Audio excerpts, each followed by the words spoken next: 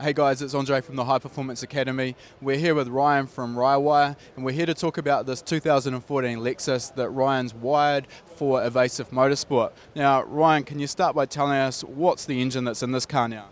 Engine in the car is a 2JZ. It's a stroker 3.4 liter actually.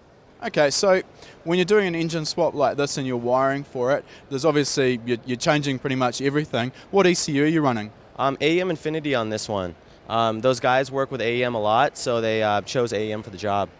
And what sort of sensors are you using attached to that Infinity? Lambda sensor from AEM, water temp, manifold pressure, fuel pressure, oil pressure, everything's AEM.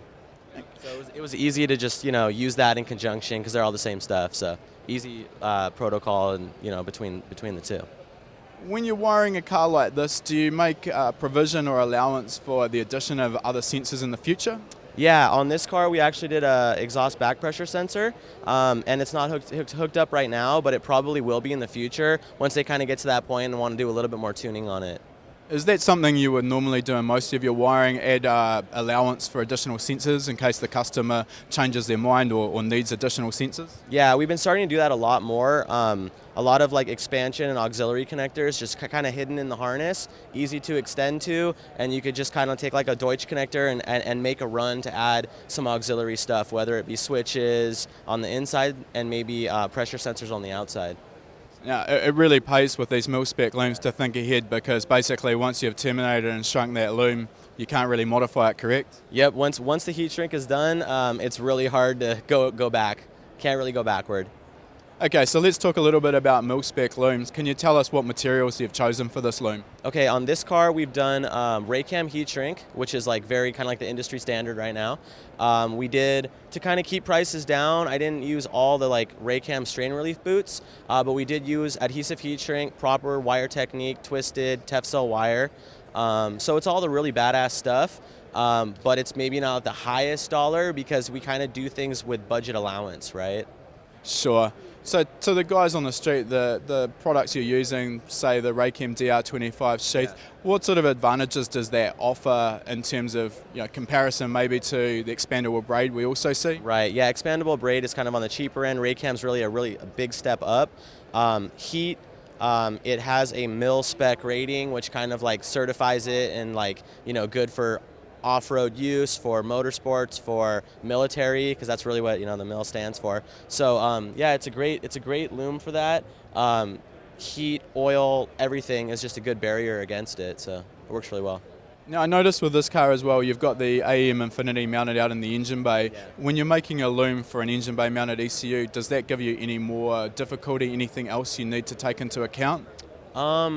Yes, we did like kind of a little bit different technique with this one because the ECU was going to be in the engine bay. We didn't really have any exposed wires at all. I like a couple steps ahead kind of a thing when building the loom, and made sure that all the Raycam would be fully sealed and all the way up to the plugs, just so it has full heat advantage on our side, and it looks good, because if you pop the hood and see wires, you really don't want to see that ever. So. Sure, so you're talking almost a completely sealed loom on it. Right, basically a completely sealed loom. Okay, so we talked about the covering the DR25 you're using. You're also using Tefcel wire. Can you tell us the advantages of the Tefcel wire over maybe your normal automotive hookup wire? Right. Advantages would be the Tefcel has a really high heat temperature rating, so for resistance on the wire, and if the wire gets hot, it can really take it a lot better. Also, it's easier to work with. It's just cleaner to work with. It goes through the Raycam better. It's one of those things where Tefcel, Raycam, like they just go together. So we really try to keep things complementary to each other, and that really works. So. With a loom like this, how many feet of wire would you estimate go into it? It's really hard to say because I didn't count, but maybe like around 500 feet, and alternating sizes of wires too for different things. So. Sure. And how many man hours go into producing a loom like this? Well, after installation and everything, I would say a good 20 hours. It's actually pretty quick. Yeah, it's pretty quick. I mean, we lay everything out, we draw it out, figure out our sensors and inputs to all the pins and everything, and we just kick cracking on it, twisting, and kind of it's like I do some of it, my employee does some of it, and we just knock it out. When you're doing a loom and designing this loom from scratch, where you've got nothing to really sort of base it on, obviously an engine swap, it's not a car you're doing all the time. Do you build the loom on the car or do you build it on a bench? We did both actually. We came to the car and took measurements, built a rough layout of it, came back to the car for more measurements and kind of like a little mock-up, and after that we pretty much had everything that we needed, so it worked out really well. So a little bit of both. A little bit of both, yeah. Cool. All right, thanks for taking the time to chat to us, Ryan. It's a kick-ass looking loom. We really love your work. Thank you. Appreciate it. Thanks, guys. For online tuning courses, visit learntotune.com.